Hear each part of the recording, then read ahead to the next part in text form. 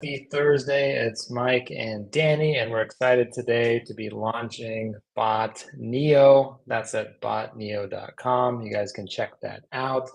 So we're going to go ahead and dive in today and show you some of the cool things you can do with Bot Neo. So let's go ahead and share the screen. All right, perfect. So I'm sharing my screen over here. This is what the chatbot looks like when you're inside. This is basically the setup page or configuration page. So you can be in here using your bots and configuring it. So it's going to be trained custom for your business. So inside here, there's going to be two things that you want to do right away. And that's one, go ahead and put in your bot name. And two, go ahead and put in your website URL. Now, this is going to be the URL that the bot's going to be trained on out of the gates, and you can add additional URLs in here. So Danny, tell us about some of the training data on this tab. What other types of data can we add in here? Well, I realize that we can do copy and paste. So if we have like a PDF document or a Word doc, we can just quickly copy it, paste it, and it will learn all that different data. As you said, we can add extra URLs. And what's really cool about it is that I found that it was really easy just to be able to source multiple files, grab FAQs, grab support docs. And I have to lead that into something that's really important. You know, when I mention support docs, for those of us that plan on reselling and so forth like that, we can grab support docs and in the bot use the find and replace text right there in the middle of your screen, Mike, to be able to change the name from the source support doc and brand it to us or to a customer. So it's really cool. I've been playing with some other chat GPT like interfaces and I have to say my favorite thing is exactly what's on the screen right now, being able to quickly train it super quick just by putting in a URL, copy and pasting. And then that find and replace really got me excited because that meant that if I am, let's say my support is another platform for like, maybe I have another SaaS product, right? And they provide all their support docs to me, I can scan that support thing and dynamically replace whatever the name of that company is and put my own with that feature. Yep, and that's awesome. And that's a great use case for that, the find and replace feature. So again, you can plug in a URL to some support portal, some other website, right? And then do a find and replace on the training data. So if you don't want to put in bot Neo, right? You want to put in bot Danny, right? You can go ahead and do that, or just Danny, right? You can play bot Neo with Danny, something like that. So it's really easy to put in not just your brand name and customize your bot, but you can also do that for phone numbers, email addresses, anything you want the bot to find and replace on its training data. Because you don't want to have to rewrite some support portal before you plug it in or modify all the text before you plug it in. So we tried to really make it as easy as possible so you can suck up any website, it'll crawl it, and you can train your bot.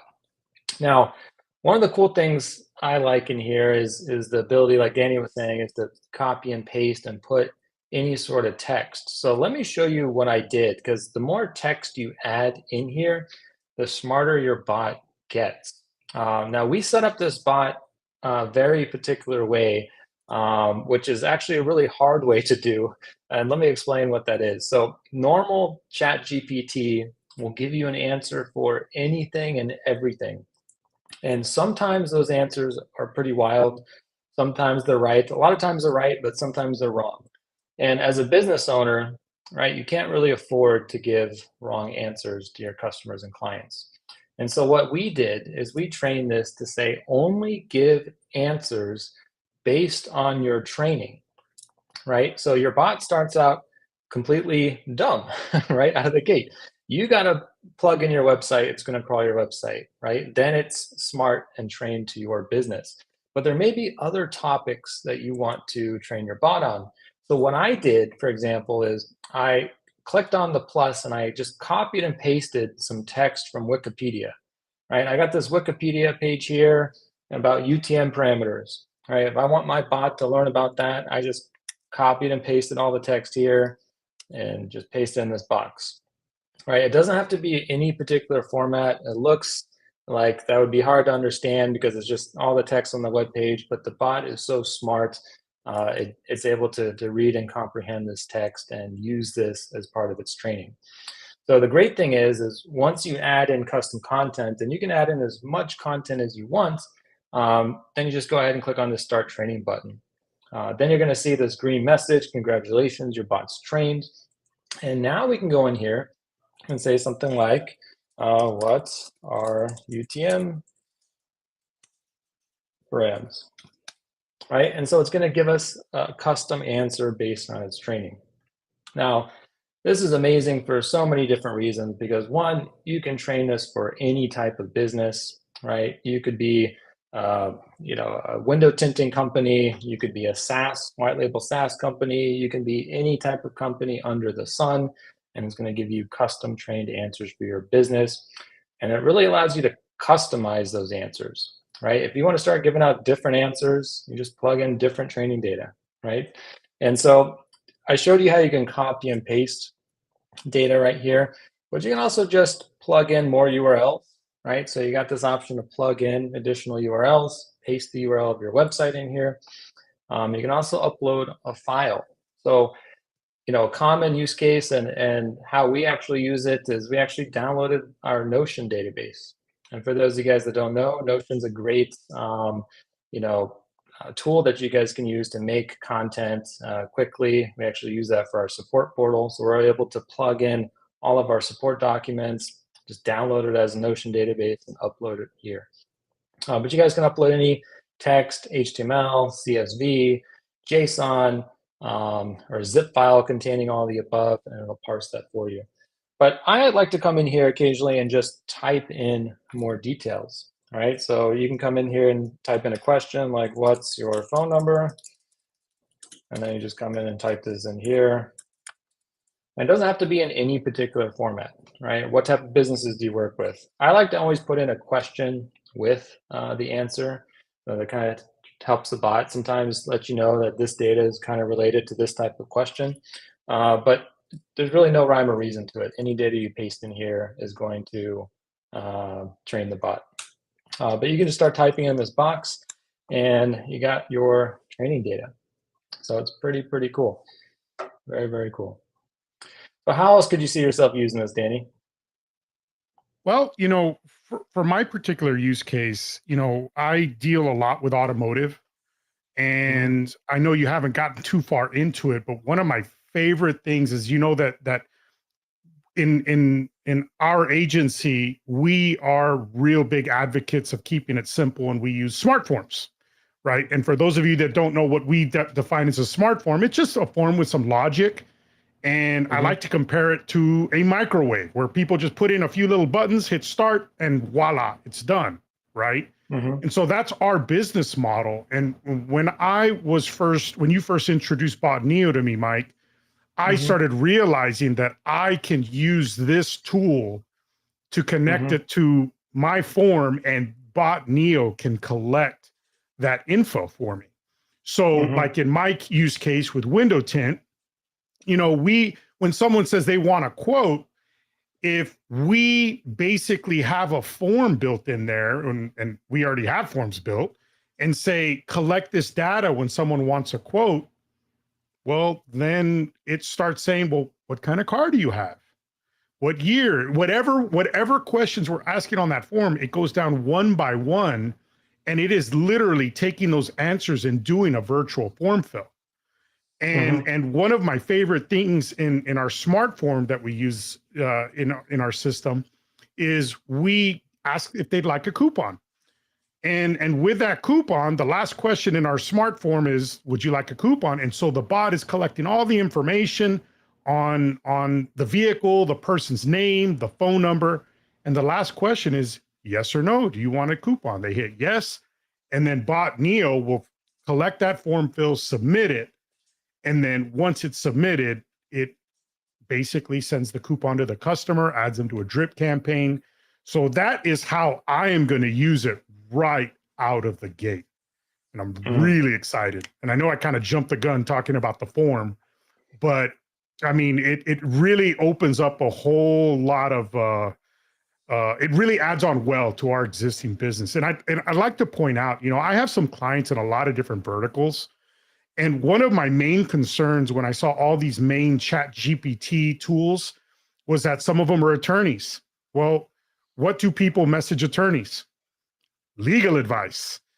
And hmm I was very, I was just deathly afraid of a regular chat GPT bot trying to give legal advice and ultimately either getting the attorney in trouble or getting us in trouble with the attorney where they just say, I don't want it to do that. And so I really like the fact that when the bot doesn't know, it says it doesn't know. Or if it's not in the training data, it doesn't try to answer everything for everybody. Because I want the bot to be personally to be focused on what it's there to do. And if I just create my docs or the website and it just stays within those parameters, I feel a lot more comfortable with the bot being able to service various industries. hmm Absolutely, absolutely. Let's go through another example just to give people an idea of what you can train this on. So I just Googled some random massage therapist, and I guess this is a massage therapist in Santa Barbara. So I got their website up here. I'm gonna pull this up in another tab so you guys can see what I'm talking about. So some massage therapist website. I don't know what system this was built in. It wasn't built in our system. We're just going to copy this URL right here. I'm going to train the bot on this website. So I'm going to give this bot a name. Let's just call this the, massage. You might want to give it like a normal name, but we'll just put in a website URL here. And I'm going to go ahead and I'm going to click save. And so this is how easy it is to kick off your bot training. That action alone kicks off the bot training and you're good to go. And if you actually go over here on the bot training section, you're going to see that this URL was already sucked up and it's included in the bot training and tells me congratulations, your bot is trained. Now, depending how large your website is, right, it may take, a couple minutes, it may take a couple seconds, right? This is probably a smaller website, so that was pretty quick. Now, if we come in here and I can say something like, tell me about the services you offer, right? And so now it's going to use that custom training data that we just sucked in to generate a custom answer. Right, so this is just a random website about massage therapy, and let's see what the bot says. They offer various massage services, Swedish deep tissue, and a bunch of other fancy massages that I don't know about, right? They got lots of cool stuff on here. And so this was generated based on their website. So super, super awesome. I also see they got some business hours here on the bottom. So we can ask the bot, what are your business hours? What are your business hours? And let's see what it comes back with. There we go. And so there really is no limit on the type of training that you can do in here. There we go. We got the business hours right then and there. And anytime you guys want to add in more stuff, like I said, you might want to come in and put more training data for the bot. You may want to put in, some more FAQs. You might want to put in like directions to my business. You might want to put in other details you think your customers will ask, so you can really personalize that bot to get it to give the best answers possible.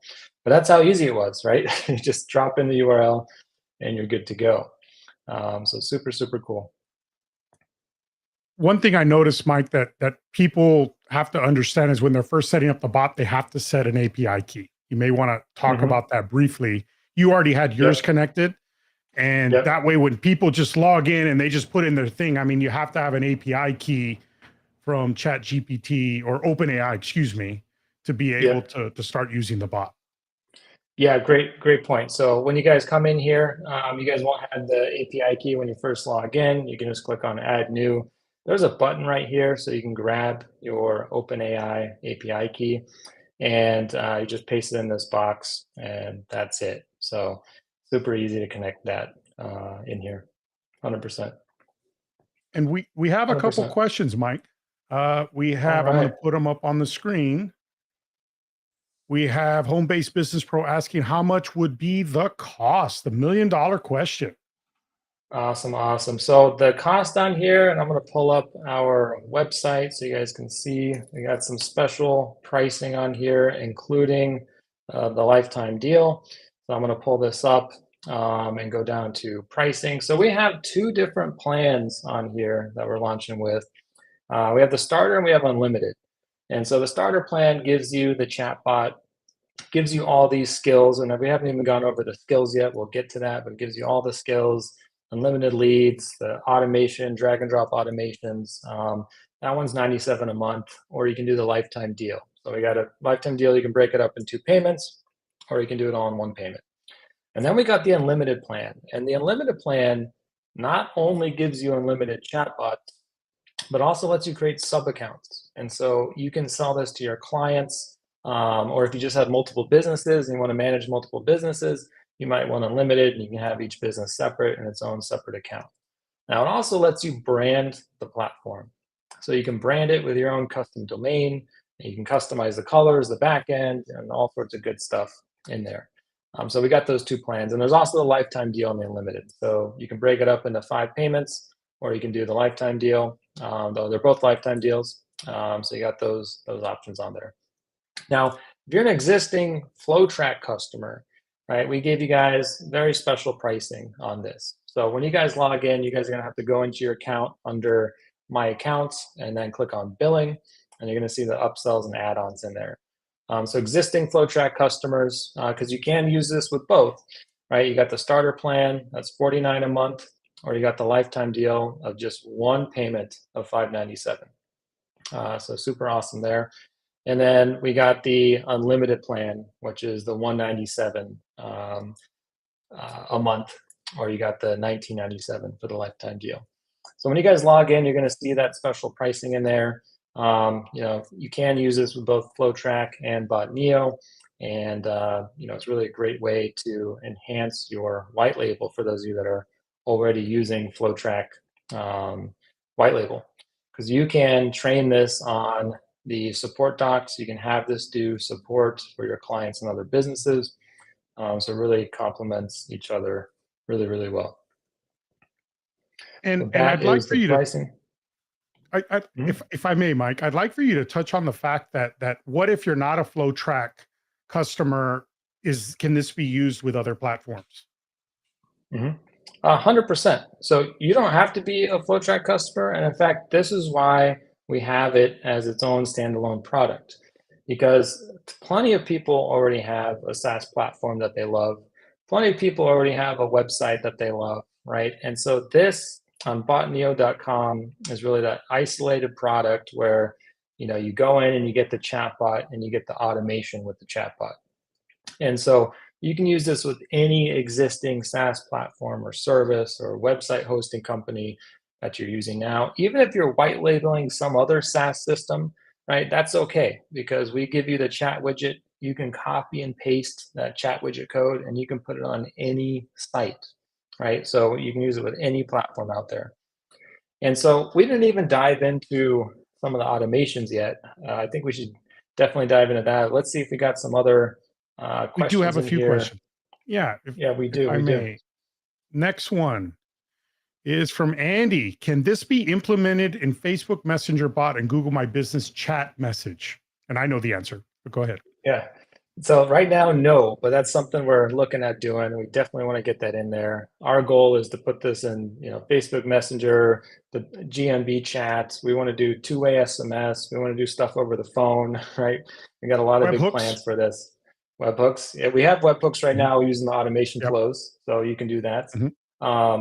And we also offer the API. So if you guys want to plug this in to some other API, you guys can do that. We give you guys API access on here on this plan, the unlimited plan, so you guys can plug this into anything. I know there's some cool people in the community that have already building stuff with, what was it, Facebook Messenger.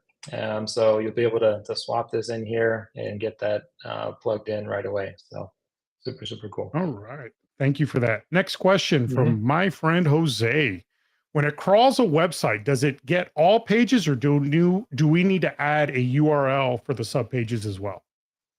So it is going to crawl all pages that contain that root domain. So if you added, botneo.com slash some folder, right, it's going to get all items within that folder, but nothing above that. So if you want it to crawl the whole site, just put in that root domain and it'll go out there and crawl that whole website.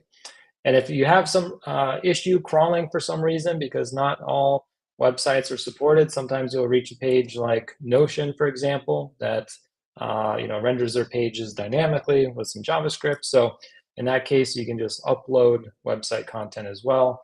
That's why we actually made that Notion import feature in there. So, Mhm. but yeah, it'll crawl all pages.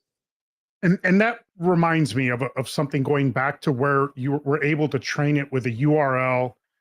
We Mhm. have a copy where it's copy and paste. We have the URL, and then we have docs. And I know you said zip files, Excel, and I know I've asked this Not question Excel. before, but I Yeah. know there's PDFs are not working or not able to do it yet. Can you clarify what documents work and which ones are coming?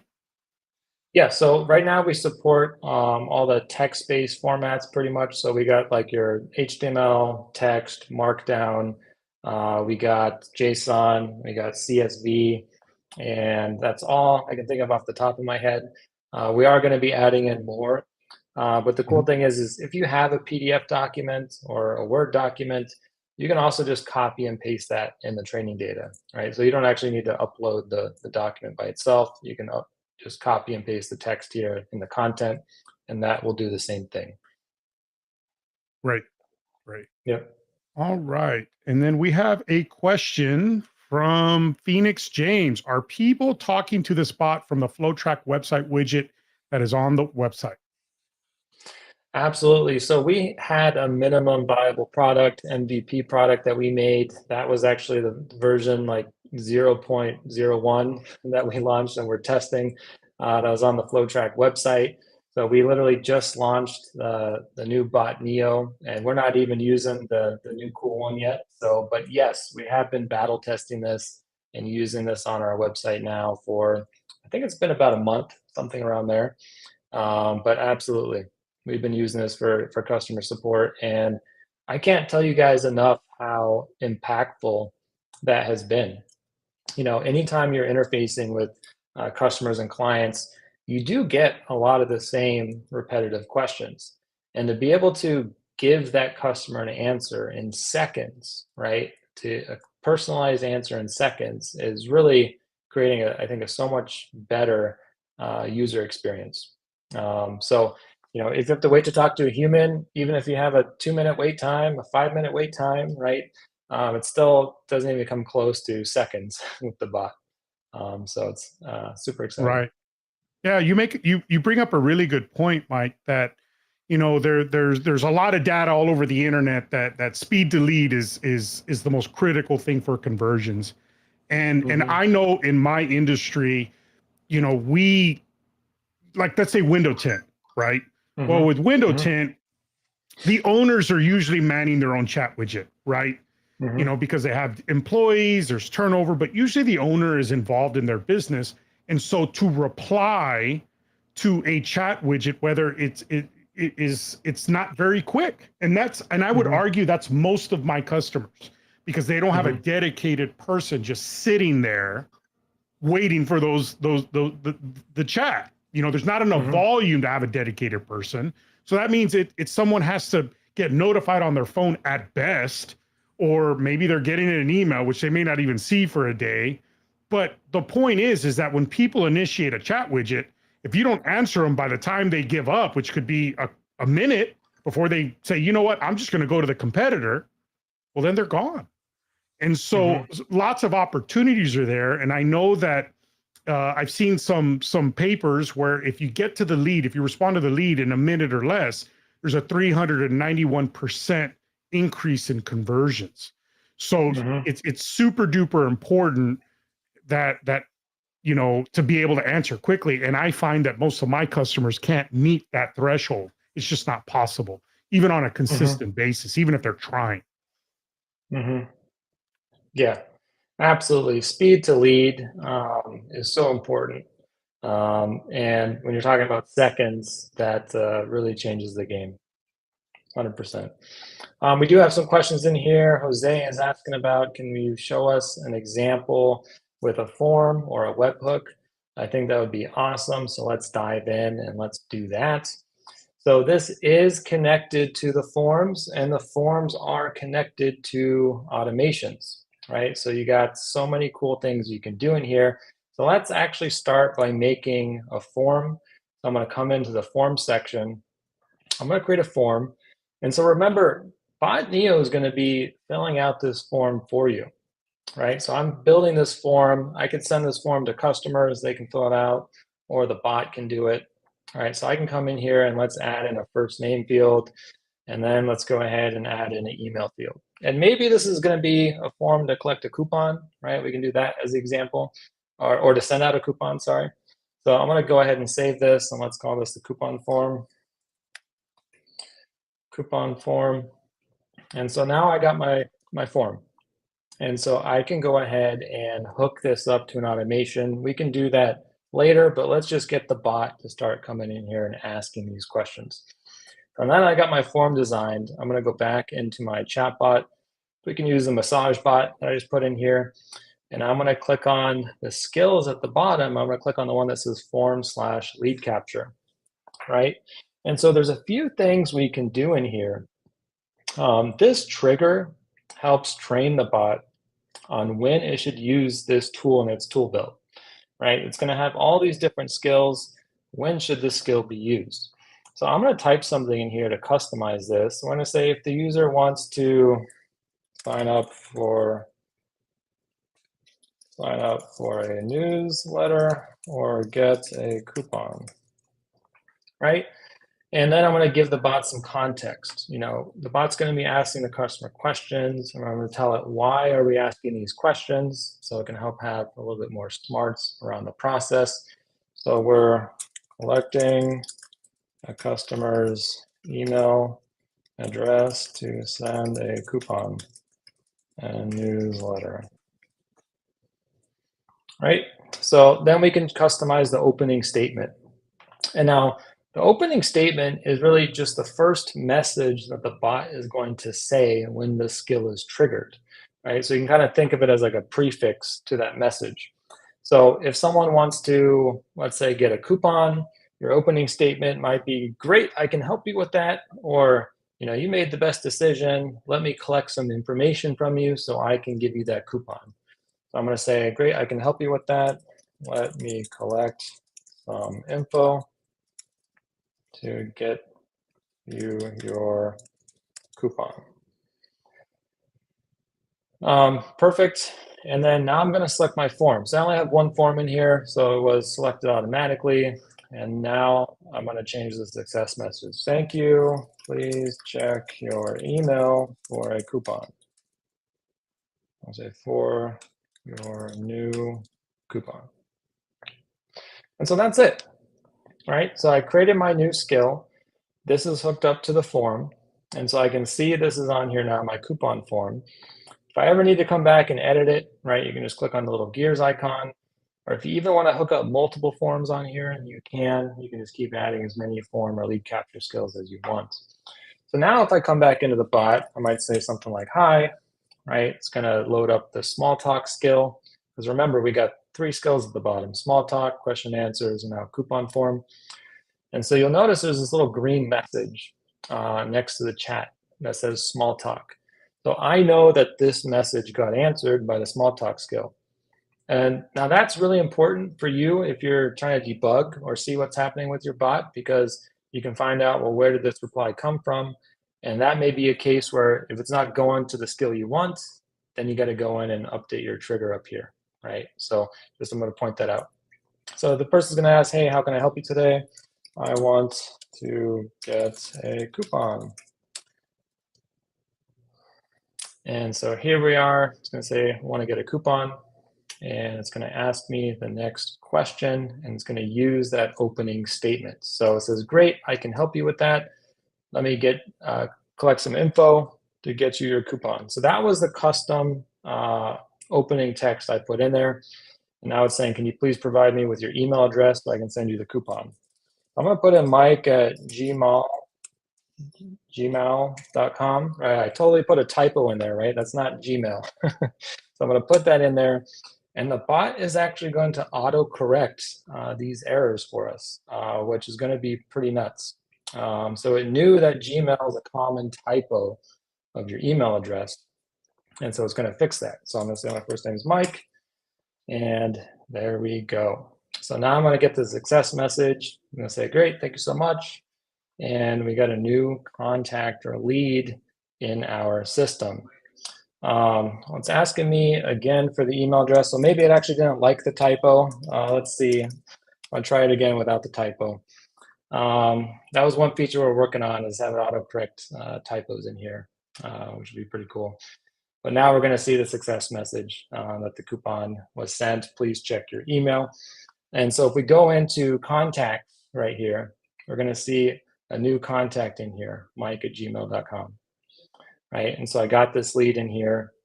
It was created from the chatbot, and it filled out this form. So we got our form in here. So that's how easy it is to have your bot collect custom forms, and super, super easy. Let's show you what you can do next with that, Danny. What, you want to send out an automation to send that person a coupon? Sure. You want to build it, or I'd have to log in? Okay. For sure. I'll do it. Yeah. So we'll go in here under contacts. So this form, we can actually trigger an automation flow. So this form I just designed, coupon form, I'm going to click add new flow. And this is my automation now. So I may want to tag the user first, right? I can come in and put a tag as coupon. So I know I can say organize with these customers and leads. So I can connect that. And then I may want to send actually an email. So we can actually come in here and use the messaging step, send email, and send out the email instantly. Now I don't have my email verified in this account, so I'm just going to put in that one step, add tag, so you guys can see this automation running. And we'll go ahead and make sure that this has a trigger. So we'll call this the form fill, and I'm going to select my trigger as form submission, and I'm going to select my form. Right, and so that's it. I'm going to add this trigger. I'm going to save this flow, and we'll call this the coupon automation. I click on save, and oh, I got an exception in there, so I got to check something on that. That's let's see if that one's saved. Okay, it did save. So I'm going to go back in, and we're going to fill out that form and see that in action. So, and don't forget, Mike, you didn't put a lookup contact in the front one for those people that are experienced in the system. I didn't put a lookup contact in there. That's right. That is right.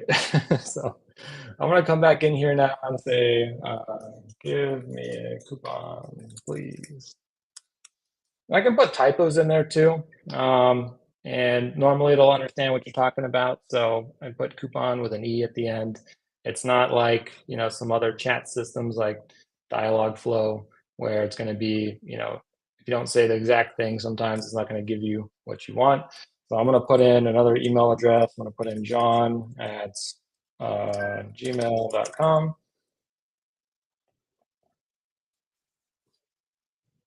And so now it's going to ask me for my name.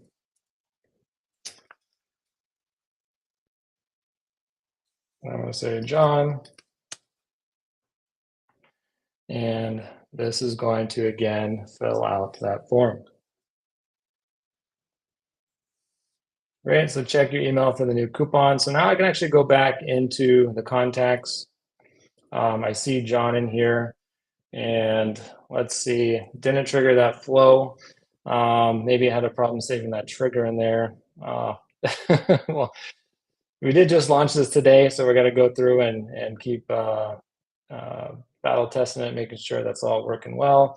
So it looks like it has that form submission trigger on there, but that one didn't trigger. So that's something we're going to check out, make sure that that's working in there. But yeah, we'll get that one checked out. Well, one of the things that I really like, Mike, is in Hmm. while I was playing with it, I've been using it on and off while you guys have been working through it. Hmm. I really liked how I had multiple forms, and if I put the context of the form when I'm creating that skill, it was Hmm. pretty good at being able to differentiate between the forms. And Hmm. one of the things that I did is like in one of the forms, I put a multiple choice, or I like radio buttons, right? Hmm. And it Hmm. lists the radio button to give them a prompt as to, would you like, for example, would you like a coupon? Yes or no. It would put, would you like a coupon? Question mark, yes or no. Hmm. And what I did is I kept on going through first name, last name, everything else. Then I said, oh wait, I changed my mind. I Hmm. don't want a coupon. Hmm.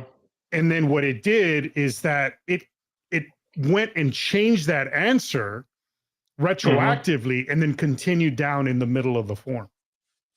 It Yep. was really, really slick, because I Yep. was thinking, hey, I changed my mind. Maybe I want a quote on something different, or maybe I want this. And it was really slick. So just wanted to share that I was surprised it could do that. Yeah, absolutely. So you can plug in different types of fields, like what Danny was saying on your form. So you could have multiple choice answers. Like we just showed you a simple example with name and email, but we can go ahead and put in like a drop down. All right, so we got a drop down box, and I can come in here and say what make of car, or just put a make of car, make of car.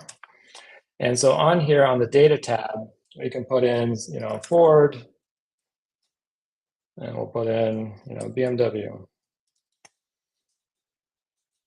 BMW, and we'll put another one. We're gonna do Tesla. All right, so we got three types of cars in here. And so I can go ahead and save this. It's gonna ask me for the make of the car. And I may wanna go ahead and put in, an email address in here too. And we may wanna get the person's name. So put this all in here. I'm gonna save this, and we're gonna call this the auto form. And so we can use this with the bot. And let's see how that works. So I'm going to go back into the chatbots, and on bot Neo, I'm just going to add this new form. And we're going to say the trigger for this is if the user wants to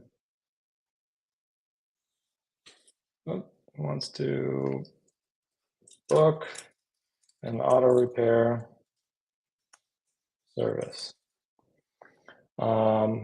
We're asking the user about their car to get their car serviced, right? And so I'll change the success message to thank you. We will be in touch soon. And so I got my auto form selected. Everything's looking pretty good. I'm going to save that. And now we can kick off a message. So I want to get more info on getting service. I was getting my car serviced. So there we go. This is going to trigger one of the built-in skills, and let's see what it comes back with. So it says, I'm not sure about that, right? I don't want to give inaccurate info. But when I look at this, I see that, oh, this actually was the question and answer skill. So I can see right away that there's something wrong with my trigger. It didn't go to the right spot. And that's actually why we created the trigger, right? So this is a good way to go in and update that. So I can go into here and I can say if the person wants to book an auto repair service or schedule a service or get a quote, right? So you can put in more details in the trigger here and more details in the context. car service or get a quote. Perfect. I'm going to click save. I'll save my bots or click on reset, and we'll go ahead and give this a shot. And I can change this name to auto repair. Right? I got that in there. And so now I'm going to say, let me look back at my trigger again. See, it says you want to book auto repair service. So I want to book an auto repair service. Now we're going to see what skill this hits and what it comes back with. So we want it to go to my new form. Great, I can help you with that. What make of car do you have? Ford, BMW, or Tesla? Right? So it read that data from my form. And so I can come in here now and just say, well, I just bought a Tesla.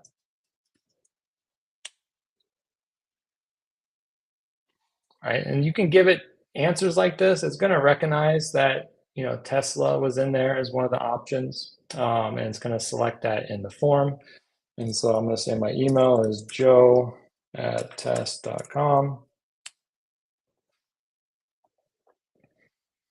And there we go.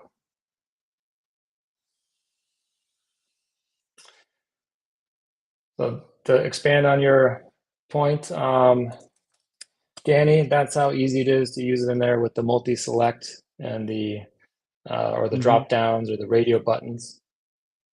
Right. And I'm kind of glad that that happened where you had to fine tune the criteria for it to fire. And I'm glad that it's not so open-ended, but when I did it for the window tint, I found that if I was very descriptive with that first line, it really worked really well. Like I said, there's certain verticals where I want it to be very sure what people are asking so that it doesn't give bad info. So the secret sauce is exactly what you just did. You fine-tuned that prompt so that it would be more, it would have more context and thus be able to recognize broader phrases. Exactly. Especially when the form that you're using is very similar to a question or answer that you might get in your question and answer skill. So there might be a difference between, hey, do you offer coupons? And, hey, send me a coupon, right? And so you may want that to go both to the form skill, right? If someone's asking if you have a coupon, well, they probably want one, right? So that's where you can really fine tune that trigger and make sure it's going to the right spot. All right. And we have a few more questions. I'm going to answer one from Anant. We cover our Black Label offerings in our private meetings. So we'll answer those questions there. And then we have Mr. John. So we train multiple bots based on a subset of knowledge for each, and Neo switches between the bots based on the end user prompt, or is it better to train one bot on all possible anticipated prompts, i.e. forms versus coupons? You want to hit that, or do you want me to give it a stab? Yeah, go for it, Danny. Okay, so John, if I'm understanding the question, I would create one bot for one client, okay? Now, could you create another bot? Like maybe you want to have one version of Bot Neo on the sales page and another one on support. You can, but I would argue you'd want to, that may be a tool in our tool chest if we find that it gets confused between the difference of asking if we offer coupons and then getting a coupon, like maybe there's some overlap. But generally speaking, I would create one bot per account, train it properly, and Neo does switch between the different forms. In other words, you can have multiple forms connected to one bot, and it will do a reasonably good job. Obviously, I don't know the purpose of each form, but when I was doing the difference between getting a quote and a coupon, it did know the difference. So I had multiple skills with one bot Neo, bot. Yeah, 100%. And it will, like you're saying, switch between the skills, right? So, and how do we remove that comment so it's not covering up the, okay, perfect. So if I can say something like, I want to get a coupon, and maybe it's, I want to get a quote, right? And you start asking about the questions on your form to send that person a quote or a coupon. And in a perfect world, customers just answer the questions you give them, and your skill is done. But in reality, people go back and forth, and the conversation is not very linear, right? And so I say I want to get a coupon, and then they ask for my email address, and I'm thinking, well, you know what? I don't really want to do that. Tell me about your services first. Tell me about your services first. What do you offer? Right? And so now we're completely interrupting the coupon form. It just asked me for my email address. And now, so I'm going back to that. And so it didn't switch context here, right? And so that's something we can update with the fine tuning. So it went back to this question. So I'm going to say, what massages do you offer? And so this, since this was trained on the massage data set, should be going to the question and answer database in here, and it's not. So this is something we would need to update the trigger on the coupon form.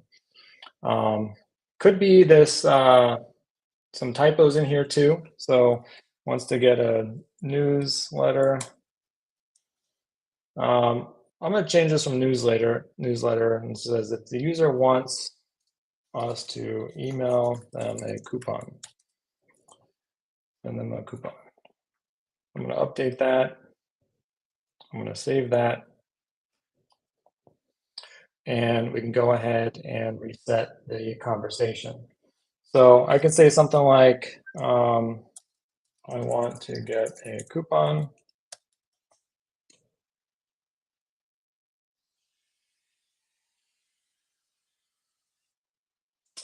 And so this is going to trigger the coupon form. Great. And now I should be able to say something like, what are your hours?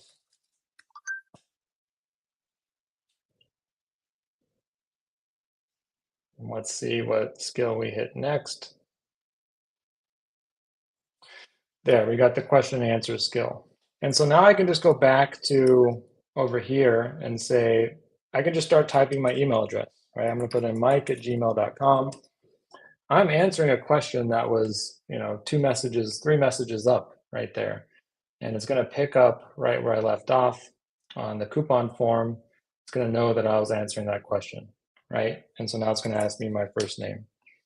And so conversations, like I said, aren't very linear. You can go from question and answer, back to form, back to another form, and really, be rocking and rolling with your bot. And what I was planning on doing, Mike, as Mhm. I get my copy of Bot Neo, I was going to use it with some of my existing client base, and I was going to monitor, which is what I always used to do anyway with every chat widget, what people are asking it. And then if I see a Mhm. question that it didn't know the answer to, it's just as simple for it to answer it in the future is just go add another training subset where we just go to bot training, add copy, paste it in there, save, done. So that's how Mhm. I was going to allow my bot to be able to get smarter, because I'd rather it not be too aggressive, like I said earlier. And then I was even thinking that if I'm going to stay within that specific vertical, if there were universal questions, then what I would Mhm. do is I would have a doc with all the FAQs that are universal in that vertical, and make that part of my training to make my bot know a lot of things right out of the gate. So I'm not relying solely on the customer's data on their website. Mhm. Yeah. Yeah, and you can plug it into as many forms as you want. Just make sure you guys go in there and massage those triggers in here so you can get it working exactly how you want. So good one. Awesome. And Um, that is let's actually the next question right there. Is there a limit to the Okay. number of skills? So there's not. You can actually add in as many skills as you want in here. Um, so if you want to add in as many coupon forms as you want, as many other forms as you want, that's fine. Now there is only one small talk and one question and answer skill because, small talk is just one thing you can do. And question and answers, you can load up as much data as you want, but no, you can add in as many skills as you want. And we do want to add more skills, which we're already working on. So stay tuned for more skills. Right, right. And for those best practices, I would try really hard to not add a bunch of different forms that are so closely related. Keep in mind that a coupon is very different than a quote. It was able to do that very effectively for me, Mhm. but you'd want to play with the prompting to be able to make sure that it is not overlapping or it can distinguish. Yeah, that's a great point. So, if you had 5 quote forms and you wanted to do a quote for an oil change, a quote for a window tinting, a quote for some other service, you got to anticipate how your customers might ask for these things. They may just say, "I want a quote," right? Well, if that's what they say first, right, they're not going to be routed to the correct form correctly.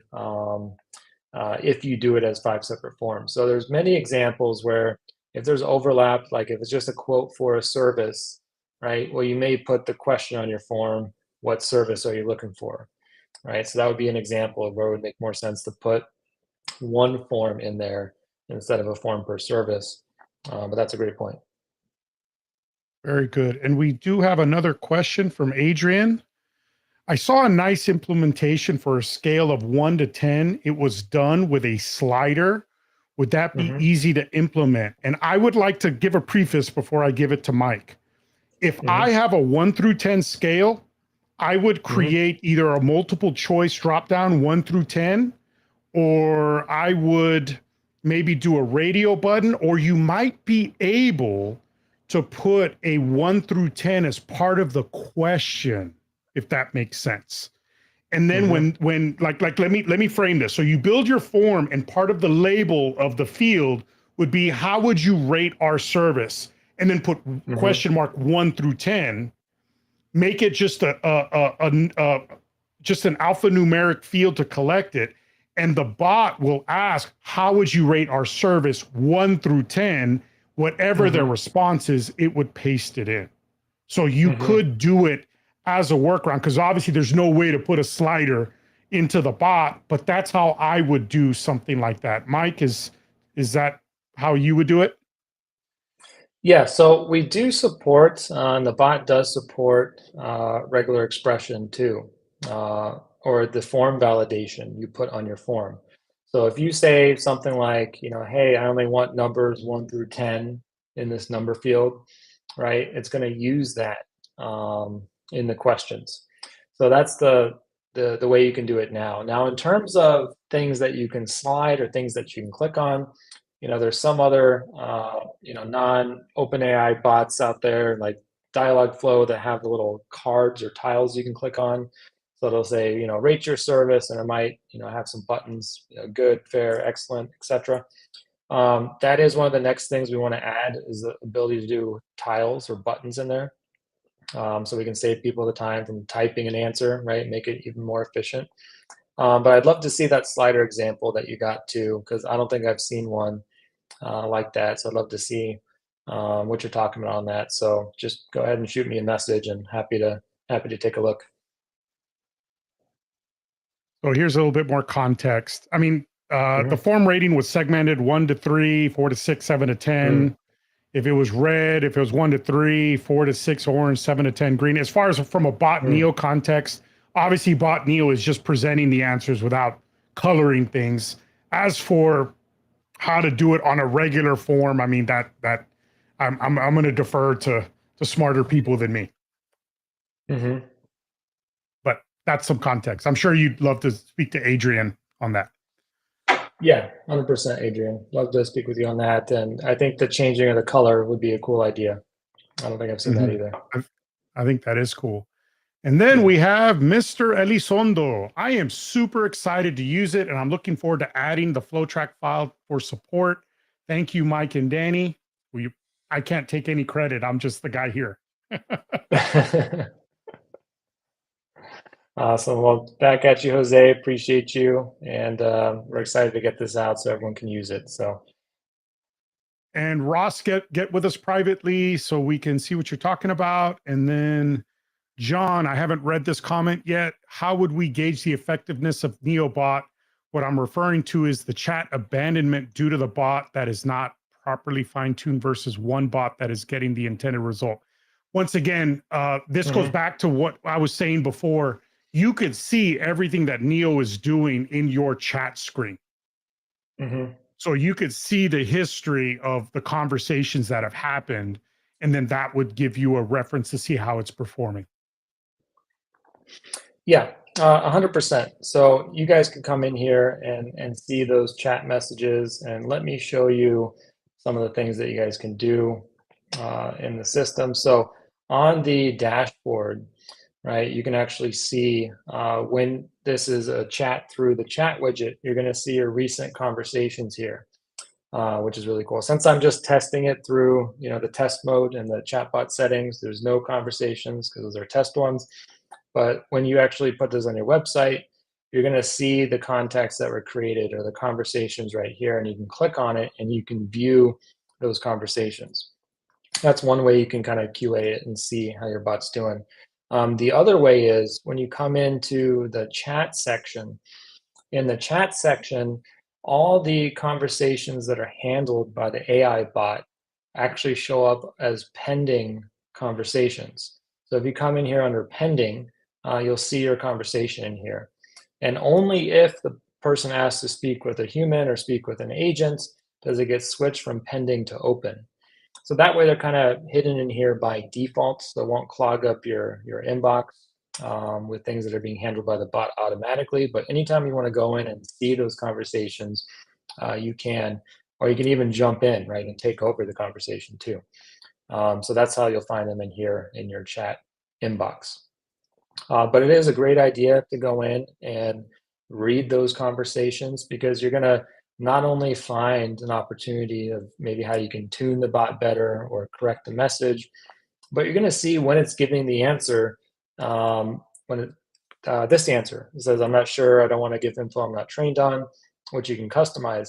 So anytime you see that, that's an opportunity that of adding some more training data to your bot, so it can start answering all those questions. So the more training data you add, the smarter it's going to get, and the less you'll see that question, "I don't want to know. I don't know the answer." So All great question. right.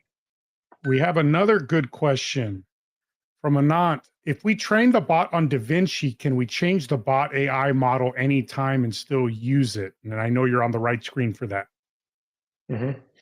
Yeah, 100%. So you can come in and change the models right here.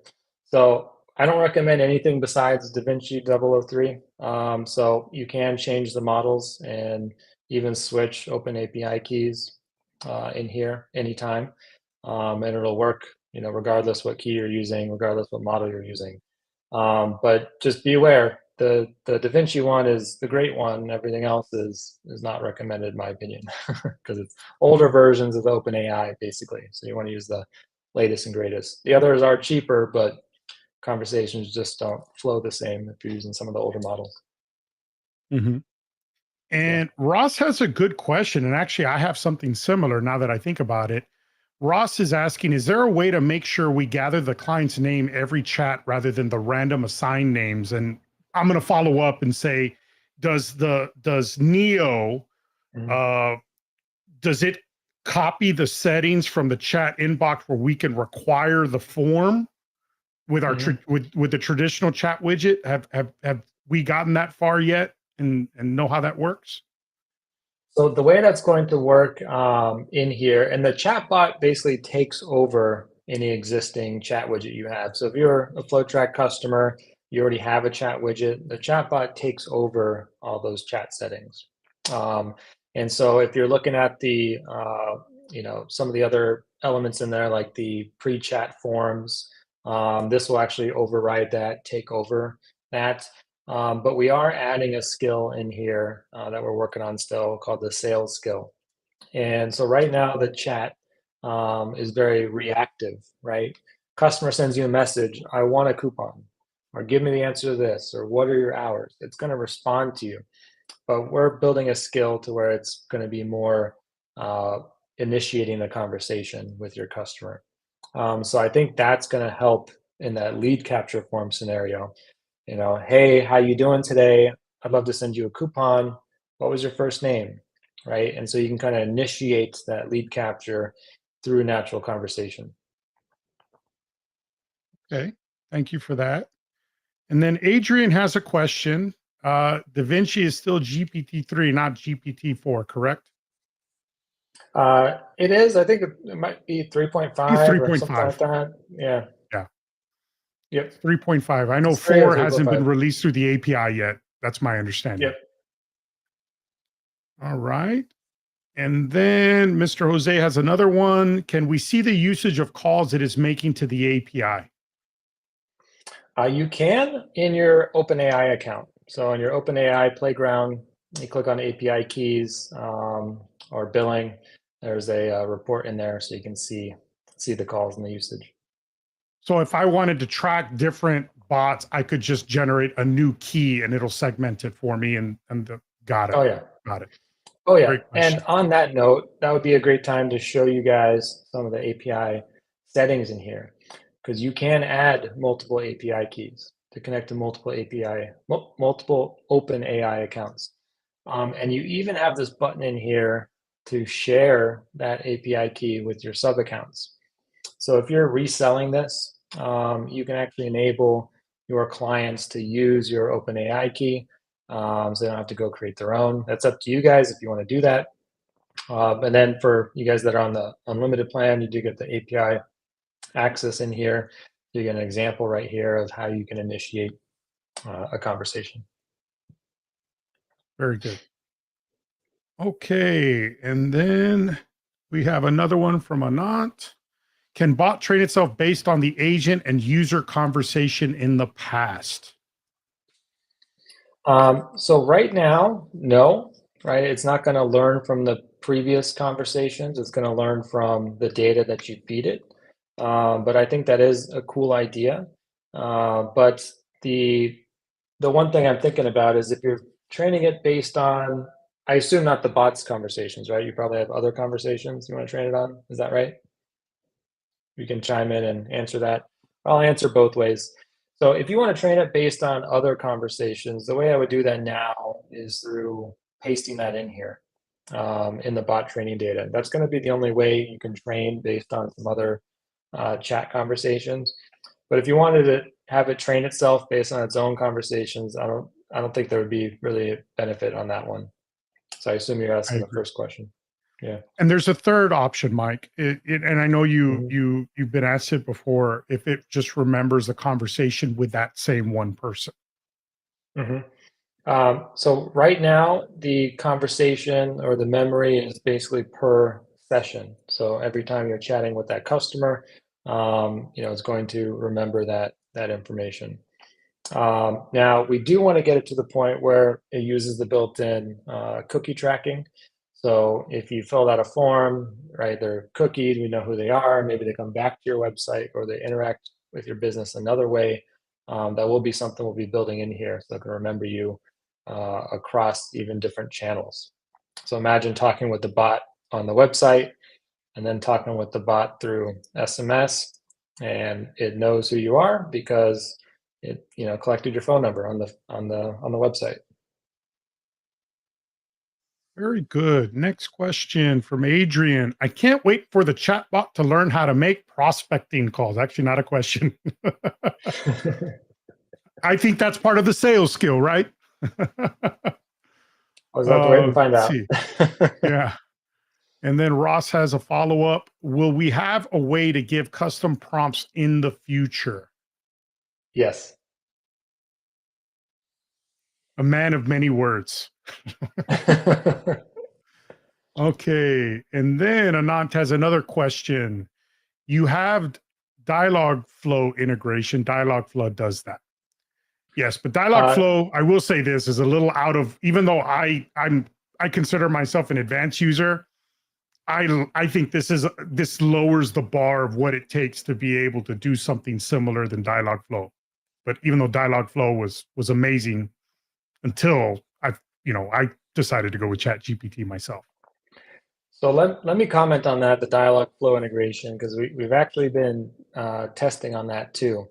You can use Dialogflow with this, and you're going to actually use the webhooks, and you're actually going to put the access key as an additional parameter in your webhook URL or the API URL. Now, there's one downside, and the reason we didn't actually list support for Dialogflow is Dialogflow. I think it's CX. There's two different ones. I always get them confused, but one of the Dialogflows has a timeout on their webhooks of like 10 seconds.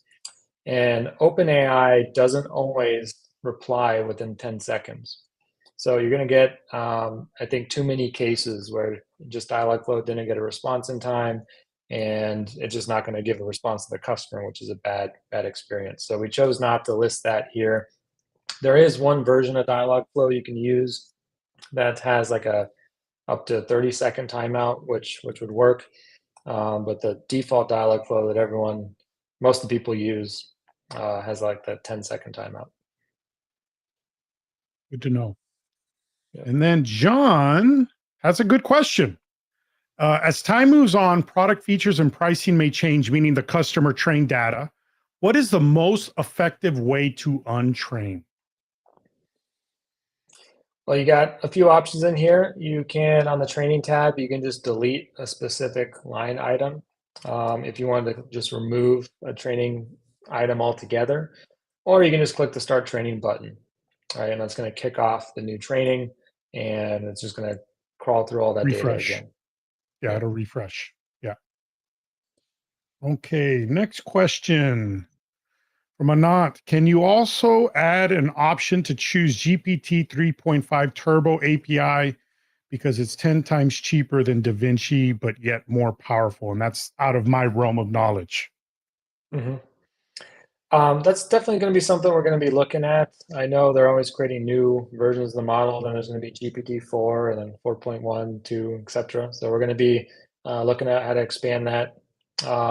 And based on everything we tried so far, this one performs the best in our use case. And again, I want to go back to, integrating with the latest and greatest model may not always be the best. It's something we'll have to test.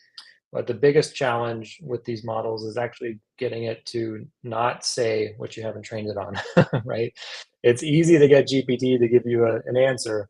It's hard to get it to have it not give you an answer unless it's been specifically trained on that. So I know that's why we went with DaVinci right now out of the gates. But we'll be constantly looking at the new models and seeing how we can use them, especially if it's cheaper. So. All right. And I believe that was the last question, Mike, at least so Mhm. far. I Cool. can tell you that I'm really excited to start offering this. I'm a black label for those of you that don't know, and being able for our customers to be able to offer it to their customers. I want to offer it to my customers. I think being able to get a Chat GPT offering this early in the game that is easy to use without having to program a bunch of webhooks, create a spreadsheet, and put all your FAQs there. I really like how easy you guys made it for the average marketing agency to start offering a tool to our customers. Oh yeah. And that's what we're all about. We're always trying to find out how we can make it easier. There's no shortage of new tools out there, but I haven't seen one yet that's like a few clicks to get online, right? We made it so you add your key, paste your website, you give the bot your name, give it a name, and you click save, and you're good to go. So super easy to hit the ground running in here. Mm-hmm.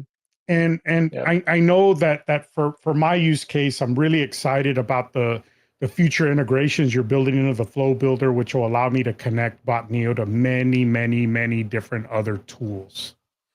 So Yep, I'm really absolutely. excited of being able to use Neo in automations. I'm very excited to when the next version of upgrades come into it, being able to handle SMS, not just the chat, Hmm. and Hmm. being able to use the capability of Neo in the middle of a flow Hmm. gets me really excited. So Yep. Yep. And this is just the day one launch day of Neo, right? So we're going to be adding in more. But this is the flow builder where you can see all those, webhooks. You want to do webhook to Zapier or Pabbly. You want to send out email, SMS, do some other logic or conditions, like a condition if the user said yes, they wanted to get a coupon versus no. All right, lots of the cool things you can do in here in the flow builder. And like Danny was saying, some of the next steps we want to add in here are some of the steps to be able to send messages from the flow to the bot. Because maybe you want to encompass data you got from an API call. Maybe someone says, "Hey, how much is my house worth? Here's the address." Well, you could do an API call to Zillow's, Zillow estimate, right? Pull in the price and spit it back out to the chatbot. So once we get that step in there, I think it's going to open up a lot of cool possibilities, um, and really give you guys some cool tools out there to sell and make a bunch of money. that sounds exciting. I mean, I'm ready. That'll be ready very soon, Mhm. I'm sure. Yes, yesterday. Ross is, yesterday. Ross is throwing some praise. This is awesome. Great work, FlowTrack team. First version is killer. And then Thank you, Anand thank you. is watching very early, and he says it's one of the best lives so far. Thank you for that. Uh, so and then We got people you asking did where's the cover buy this. button. Hmm. Yeah, Where's so existing FlowTrack users log into your accounts, click on this little icon up here on the top right, and then you're going to come into My Accounts. Inside, under the Billing tab, you're going to see this View Upsell or Add-on. Just click on that. That's how you can add on the bot Neo to your FlowTrack account if you're a FlowTrack customer. So just click on that, and then you're going to see this new menu on the left-hand side. You're going to be good to go. if I may, I have my Black Label open so people can see it. Hmm. Hmm. I'm going to go ahead and share my screen. I don't know if it'll Okay. let us share at the same time. Let's So see. kind of the same thing. I'm going to go ahead and Hmm. cancel out of here. I just go to my profile, go to my account, go to billing. And then over here, we can see our upsells and add-ons. And then we have obviously all the different offerings, but Hmm. these are the starter, the Hmm. unlimited. And then of course you do have your LTDs, and there's a few more over here. So it's really easy to upgrade. You just go to your billing info and go from there. Yep. And we're not going to be keeping the lifetime deal around forever. So if you want that, make sure you go in and grab it. Very good. Very good. Yep. Well, Perfect. I don't see any more questions, Mike. I want to thank you for you and the FlowTrack team for working really hard on this, and I'm excited to incorporate it into our agency as our community, and just looking forward to the upgrades and all the new features and all the integrations, and I look forward to everything that you got. Perfect. Well, I appreciate you guys so much. It's awesome to have such an amazing community. We get a lot of our great ideas from you guys. So keep up the ideas, keep them flowing. We're going to keep making this better and better, and really try to be the best of what we do. So I appreciate you guys, and can't wait to show you some of the stuff we got next. All right. Thank you, All right. everybody. Thanks for Thanks, joining me. Mike.